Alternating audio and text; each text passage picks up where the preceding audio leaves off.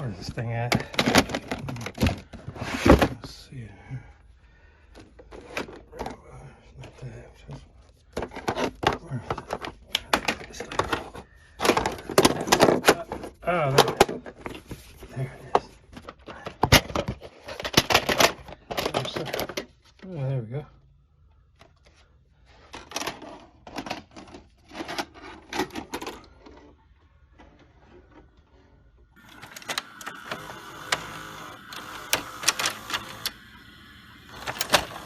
Welcome back to the YouTube channel, and welcome back to Spookshow Rewind. This is our 7th edition of the Spookshow Rewind. Now, the whole premise of this YouTube series from the All-American Spookshow Podcast, of course, is to kind of give Donny, who wasn't on those first 40-something, 50-something episodes, right? This kind of gives Donny a chance to watch the movies. We go back in the archives from the beginning, watch those old movies, give his rating, and we also didn't do the Gore Score back then. The Professor Smoak does nowadays, so we kind of get that thrown in. So kind of somewhat quote unquote modernizing the old archives, right? We have a chance to revisit them.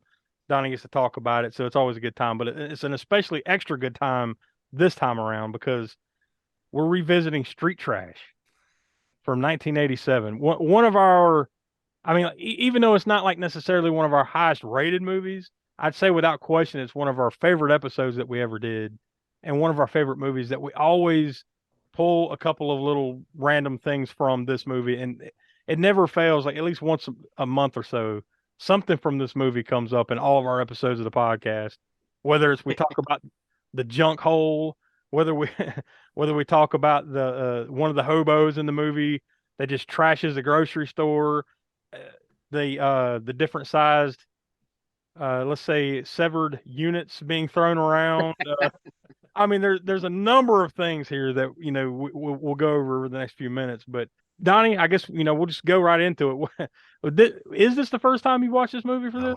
No, I've seen this movie at least three times. But then again, I think I watched bits and pieces of it, and then maybe the first time I watched it was, God, I think maybe in the mid to late 90s. Probably. It's probably about when I first watched it. But yeah, I'd seen like little bits and pieces here and there. That's my one regret as we sit here right now talking about this, is because I wanted to watch it again, and it seems like it was a little harder to find this time around, on the old World Wide Web here. Than it was back when we did it, originally back then. That was early 2019 when we did this. So it's been a while, but yeah, I couldn't find a copy, and then I just got busy doing this and that, so I didn't get to watch it again. And I really wanted to watch it again to, just to relive it. Like you said, you had a kind of a hard time finding it. Well, I own it on DVD, and I have a hard time finding it because I didn't put it back in the S's. Apparently, it's over in the West Wing. I don't know. I'm gonna have to dig for it now. Donny, I guess go ahead and give your thoughts on it, and any memorable things you wanted to talk about or anything like that? Oh gosh, like there's so many memorable things, man. Yeah. I'd probably say was it Fred? Fred's talking about his one-eyed wonder worm. Yes, man. I just had forgotten about that little there's so many different lines too, man. You think I got it easy? I'm talking about life. Yeah. A lot of great lines and a lot of random stuff that happens seemingly for really no reason other than like to either gross you out or just laugh your ass off. It was I would say Polly melting is one of my most obviously the most memorable, but probably the one scene that I just kept rewinding and just wanted to watch again. Smoak, unless I'm forgetting something, I think this is probably the only like quote unquote melt movie that we've done, right? Nothing else is coming to mind right away. Yeah, and it is a pretty good bit of movies in that subgenre. But yeah, this is the first and only one we've done so far. So we'll have to get back to the body melt movie. That grocery store scene, that's the one that just makes me laugh my ass off every time I see it, because it has no reason to be there. Like, it has nothing to do with anything else. It's just like, well, we're going to take this dude, let him go into a grocery store, do some stupid shit, and then walk out. That's it. Well, also it was Literally walk out through the glass. Yeah, that's it the was best part. Like, wasn't his name his name Bert or something? Yeah, Bert. Yeah. Hey, It Bert. was like he was a character, but he didn't really have any other scenes. So I guess maybe they're like, well, we need something. Yeah, this guy's good. We need to figure something out. But like, Yeah. I don't know what the reasoning was, but that's the best part is him like, saying like, fuck all y'all, you're racist or something, whatever he said, and then he just walks through a plate glass window out of the front of the store, and then just walks down the street after he just stole like a bunch of meat or whatever. Oh, dude, He's it's got so like pointless and chicken coming hilarious. out of his pants. Oh man. Yeah, that's what it was. The lady was like was tattling on him about it, and then he came up with his spiel, and at the end of it, yeah, he was like, "Now you're taking her word over mine. That's racist." Yeah. As he's got the chicken falling out of his pants leg. Yeah. He's not even really trying to hide it. It's just falling out of his Oh head. my gosh. Yeah, that's where our, over on our TeePublic shop, this is a good time to plug it. Go to spookshow.com and we have a TeePublic shop. But we have a shirt that says I think it says Junk Hole established 1985 or something. So like I think Smoak, right? Either this one or Return of the Living Dead, that's where our old term, we blame 1985, right? Like that's where it came from. Yeah. Junk Hole. Was it this one? I think we were talking about because it took a while for it to come out. I think they started in '85 shooting it, right? But it didn't come out till like '87. Yeah. But I think we kind of lumped it in with like Return of the Living Dead. We're like, I can't explain this movie. Well, blame it on 1985. You know what? I take that back. I think it was Reanimator. Wasn't that our first episode? Right, it might have been where that term began, but like this just kind of furthered the legend of it. But definitely the junk hole part, because like they have a hobo house in a junkyard underneath a big pile of old tires. And I couldn't think of any other way to describe it other than junk hole.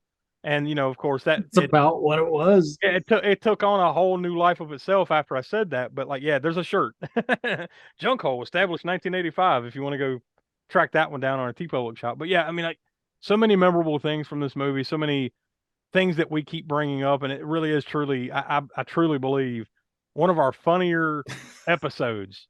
That we've done. So like, definitely. I encourage you to go find that one in the archives because it's a good one. It really is.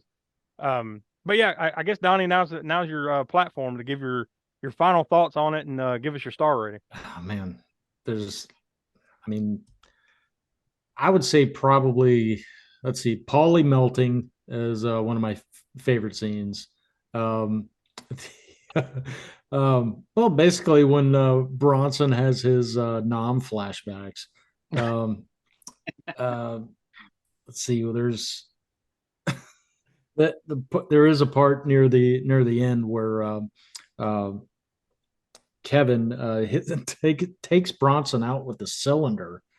And then is that like can of oxygen or with the acetylene torch, like oxygen, like high pressure gas in there, and like he knocks the end of it off and it. Yep.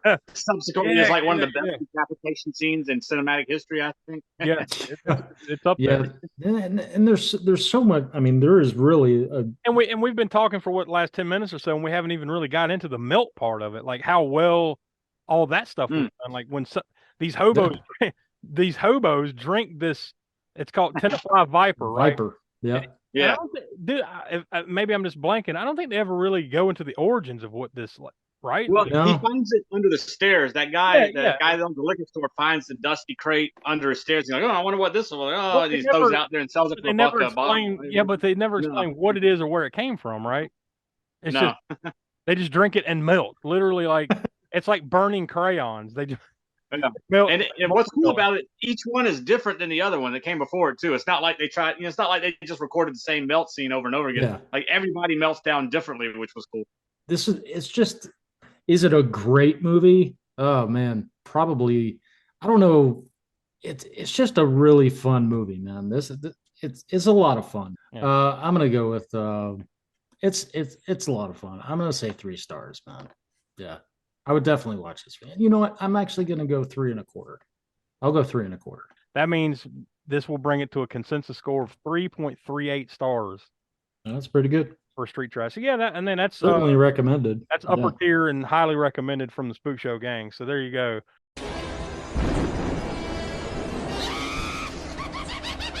Connections from the Crypt.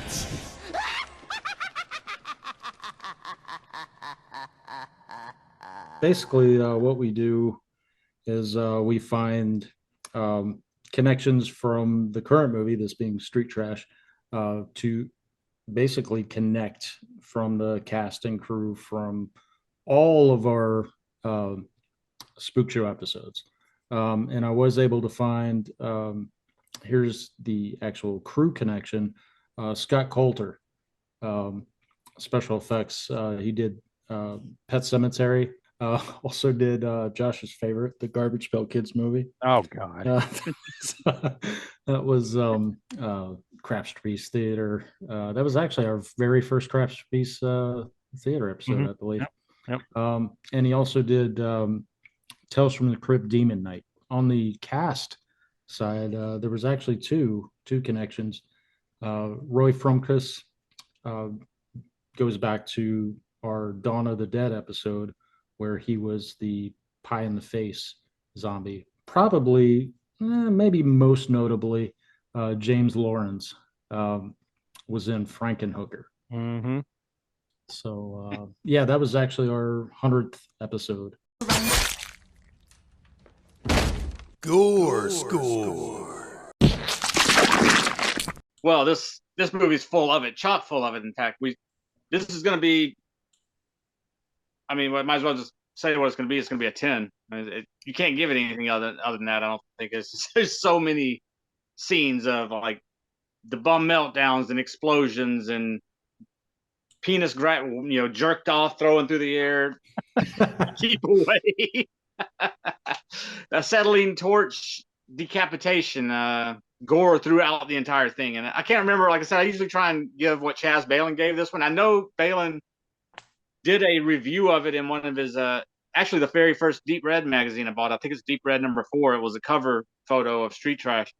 And he did a review in there. And I don't even need to reference it to know that he gave it a 10. So, yeah, we'll go with a 10 on this one. But next month on the next Spook Show Rewind, number 8, we're going to be reliving the Rob Zombie's Firefly trilogy, and we're going to kick it off with House of a Thousand Corpses from 2003. This is one that we all enjoyed back then. So, and Donnie, I know for sure you've seen this probably a number of times. So it'll be nice to revisit that one again. So you don't want to miss a thing here on the Spook Show YouTube channel. We encourage you to go over to aaspookshow.com because that's the center of the universe now. That's where you can find a little bit of everything that has anything to do with us, our archives, YouTube, Patreon, and also patreon.com/aaspookshow for Crapster Theater. That's the most important thing. And yeah, all the cool stuff we got going here on the YouTube channel. So for Will, who couldn't be with us, Donnie, Professor Smoak, I'm Josh. We are from the All-American Spookshow Podcast, and we'll talk to you on the next edition of Spookshow Rewind next month.